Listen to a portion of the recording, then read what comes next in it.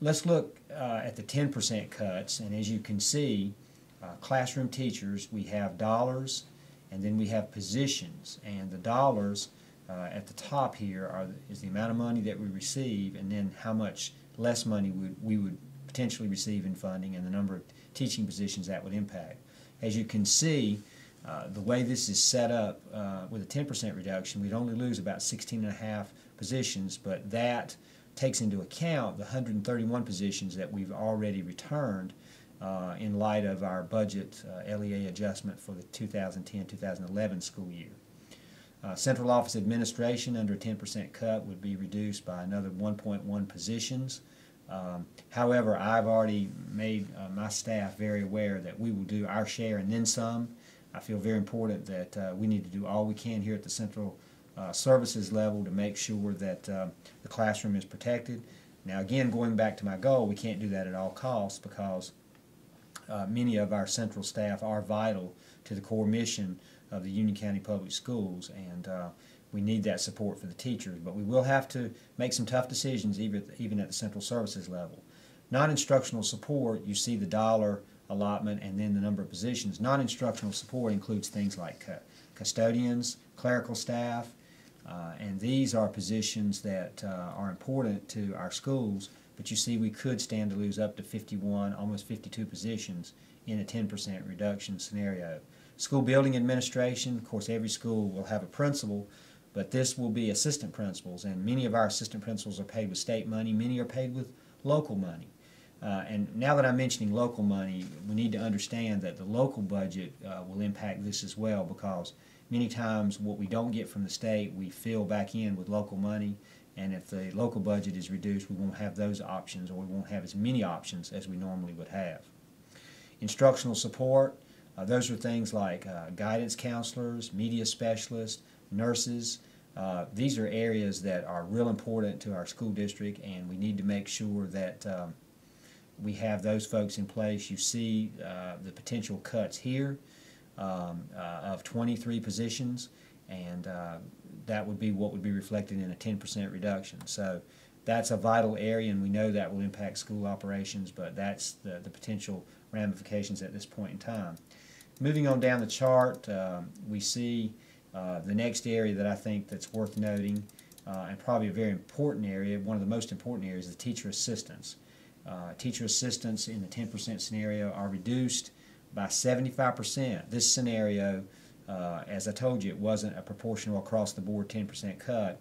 The Department of Public Instruction is recommending that we only have assistants, I believe, at the kindergarten level. I believe that's what this reflects.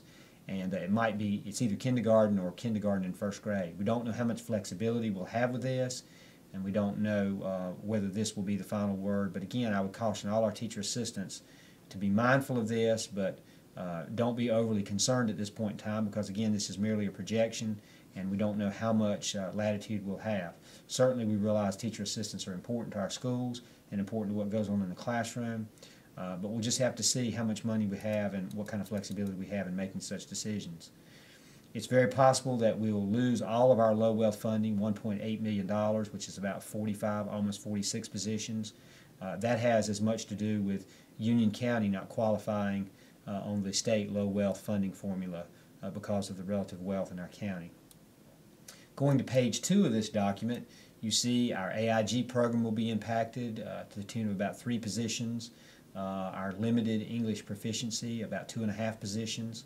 Transportation could stand to lose over $500,000, $594,000. Of course, this is based on the state transportation formula, and that could equate to longer routes, fewer stops, and we'll just have to study what the impact of that will be.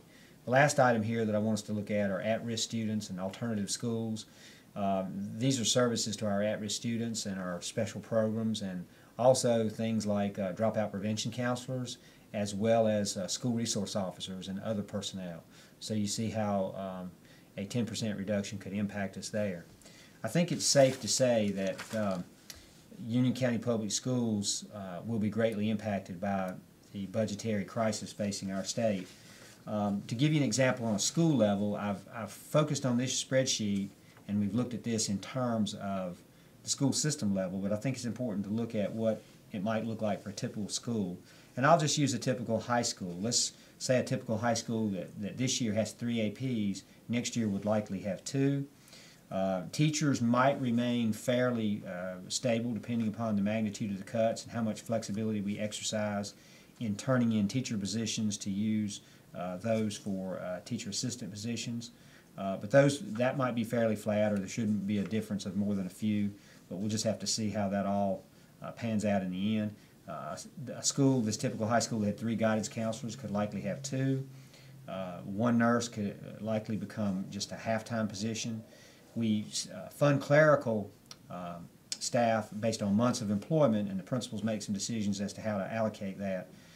Typical high school that had 44 months of employment, or 4 11-month employees, or whatever configuration the principal works out, would drop to 36 months of employment.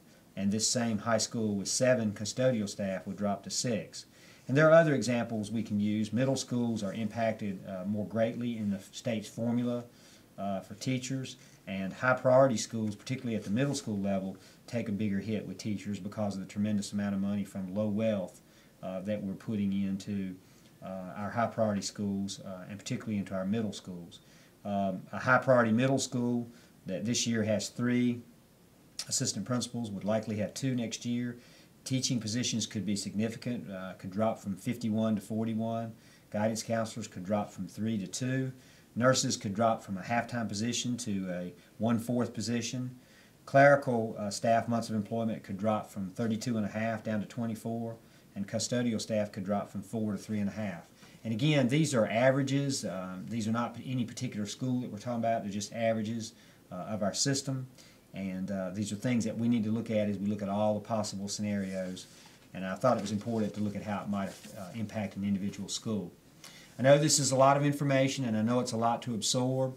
If any of you have any questions or any suggestions, I'm as close as an email away, and certainly realize that this information causes a great degree of concern. I don't want anybody to be overly worried, but at the same time, it is a time for concern because this is a serious budget issue, and it's one that we're going to have to face head on. I know that we'll do it with a positive attitude. We'll work together in a spirit of cooperation, and again, I assure you we'll operate with integrity and transparency as we work through this process. Thank you so much for listening to this video presentation, and again, we appreciate all that all of you do for Union County Public Schools.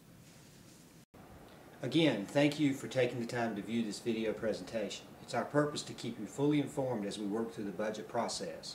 Look for our next update in February, and we'll also update it beyond that as needed. Thank you so much.